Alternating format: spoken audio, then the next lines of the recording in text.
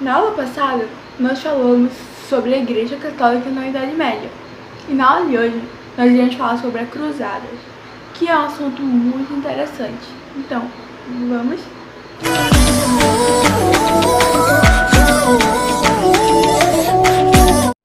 Bom, gente, antes de tudo, nós precisamos saber por que se chama Cruzada. Bom, naquela época, o povo da igreja, eles usavam uma cruz vermelha no peito. Então dizia: olha lá, os cruzados, os que usam a cruz no peito. Por isso o termo cruzadas, porque a guerra dos cruzados, as cruzadas. Bom, naquela época, os muçulmanos estavam dominando tudo e queriam dominar a Europa. Então, eles começaram a invadir e roubar o povo. E também começaram a roubar coisas da igreja. Então a igreja ficava: não me roubem, roubem os outros, eu não. E como a população estava crescendo, a comida estava ficando pouca, ainda tinha esse roubo. E a Europa ficando lá espremidinha, porque não tinham força para lutar, eles não podiam lutar contra os muçulmanos. Por quê? Porque a igreja, gente, ela é religiosa. Ela não pode matar os outros. Eles são líderes religiosos, eles pregam amor e paz. Foi daí que o líder religioso, Urbano II, ele decidiu chegar para as pessoas e dizer: ô minha gente, vamos parar de matar aí um aos outros e vamos matar os muçulmanos. E ele usou a desculpa que Deus perdoava eles matando os muçulmanos. E também disseram que se eles fossem, Deus ia perdoar os pecados deles. Por isso, muitas pessoas foram nessa luta. Bom, gente, os muçulmanos tinham conquistado Jerusalém e tinham proibido os cristãos de visitarem o túmulo de Jesus. Então, Urbano II, ele convocou, como eu disse, as pessoas para entrarem nessa luta para acabar com eles e reconquistarem a Terra Santa. Bom, gente, as cruzadas eram expedições militares que partiram da Europa entre os séculos 11 e 13 a fim de combater os muçulmanos no Oriente. As cruzadas reuniam milhares de pessoas: homens, mulheres, crianças, nobres, camponeses, ricos, mendigos, civis e religiosos.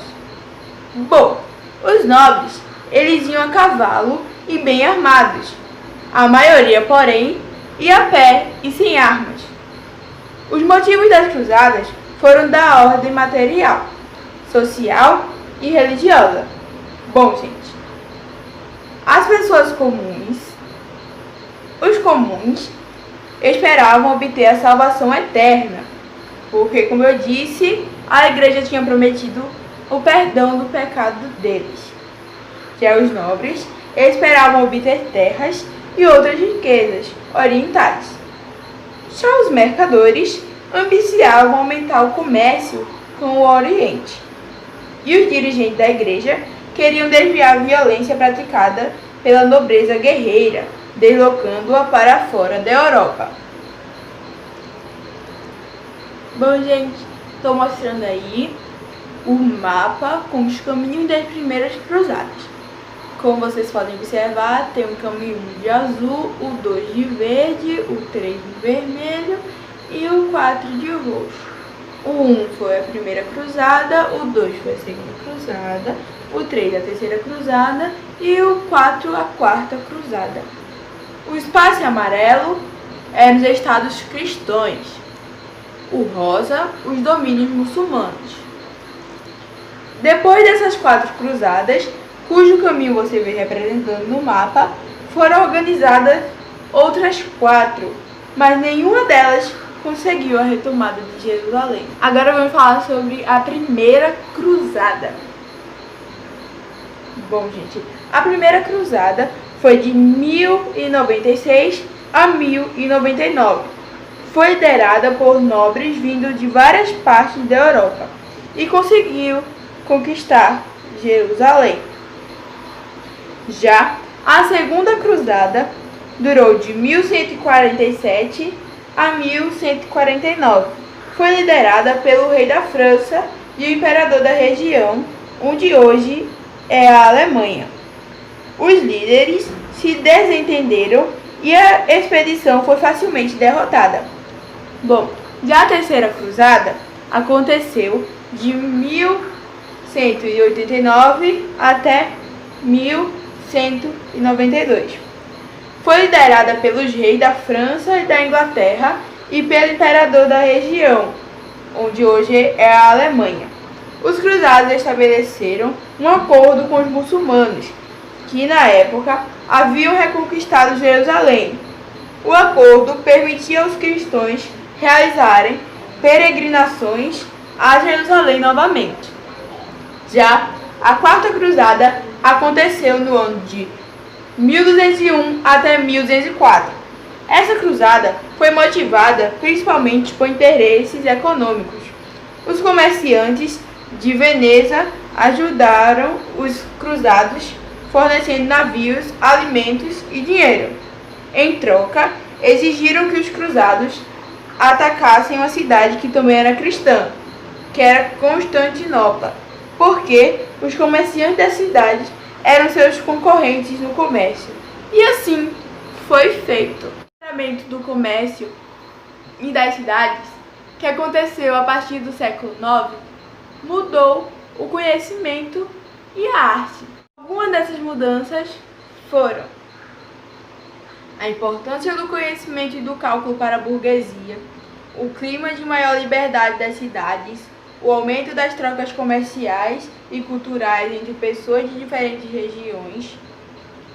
E tudo isso favoreceu o avanço da ciência e a criação da universidade. Bom, gente, universidade foi uma criação medieval e pode ser definida como uma associação de professores ou de alunos com a intenção de buscar o conhecimento. A Universidade de Bolonha, na Itália, por exemplo, foi a criação de uma associação de alunos. Já de Paris, na França, nasceu de uma associação de professores. A primeira se destacava na área do direito, enquanto a segunda era forte em medicina. Conhecedores dessas características, os estudantes buscavam a que mais lhe interessasse. A primeira universidade na Europa foi a de Bolonha, no século XII. Depois foram fundadas várias outras, como Oxford e Cambridge, na Inglaterra, Paris e Montpellier, na França, Salamanca, na Espanha e Coimbra, em Portugal. A universidade era formada geralmente por 4 faculdades, que era arte, medicina, direito e teologia. Do ano 1000 até 1300, a Europa estava prosperando com o aumento das cidades e do número de pessoas. Mas, gente, o século XIV foi horrível e nele ocorreram muitas revoltas sociais, fome, guerra, doenças e um bocado de coisa ruim. Naquelas décadas, a oferta de alimento tornou-se insuficiente para atender a população, que crescia em ritmo acelerado. Além disso, ocorreram chuvas torrenciais seguidas de má colheitas. E as áreas de agricultura passaram a ser usadas para a criação de ovelhas e a extração da lã. Isso tudo ajuda a explicar uma crise de fome ocorrida entre 1315 e 1317, que matou milhares de europeus. Além disso, as condições de higiene na Europa eram péssimas. As pessoas pegavam os lixos das suas casas e jogavam no meio da rua. Naquela época, gente, não existia serviço de coleta, nem encanamento, e nem de esgoto. Fome e falta de higiene colaboraram para que uma terrível epidemia, a Grande Peste, atingisse toda a Europa, desde Portugal a oeste até a Rússia a leste. Vocês já ouviram falar de peste negra? Bom, se já ouviram, mas não sabem o que é, eu vou explicar para vocês agora. Bom, gente, essa doença, essa peste, ela era transmitida por uma bactéria conhecida como Yersinia pestis, que se alojava em uma pulga, e da pulga se alojava em um rato, e desse rato se alojava nos humanos. Por quê? Porque esses ratos normalmente ficavam lá no fundo das embarcações dos comerciantes, e com esses comerciantes que pegavam, todo mundo começou a pegar, começou a se espalhar, e foi uma das maiores catástrofes que nós temos hoje, que nós conhecemos hoje. E, gente, morreu cerca de 1/3 da população. Ou seja, a cada 3 pessoas, uma morria. Sim, gente, era horrível, muito ruim mesmo. E você tinha 2 formas de pegar. A primeira forma, você só tinha 1 semana de vida. Pouco, né? E era pulmonar. E cada vez que você tossia, você passava a morte para alguém que respirasse o mesmo ar que você. Já, gente, a segunda forma, você tinha 1 semana a mais. Em compensação, você sofria, eu acho que até mais. Ou seja, você tinha 2 semanas de vida. E a partir do 4º dia que você estava infectado, começavam a surgir umas bolhas pretas no seu rosto, na sua pele, no seu corpo. E essas bolhas, gente, ardiam, queimavam muito, muito, muito. Era horrível, muito ruim. E teve casos, gente, que as pessoas começaram a abandonar a cidade que moravam só porque ouviam dizer que a peste estava chegando por lá. Bom, gente, mais um fato que contribuiu para a crise do século XIV foi a Guerra dos 100 Anos, um conflito armado entre a França e a Inglaterra. E ela aconteceu entre o ano de 1337 até 1453. Gente, durou 116 anos. E ela foi interrompida diversas vezes. Os principais motivos dessa longa guerra foram a disputa pela rica região de Flandres e o interesse do rei da Inglaterra em se tornar também o rei da França. Inicialmente, os ingleses conseguiram várias vitórias sobre os franceses e ocuparam parte dos seus domínios, inclusive a cidade de Paris.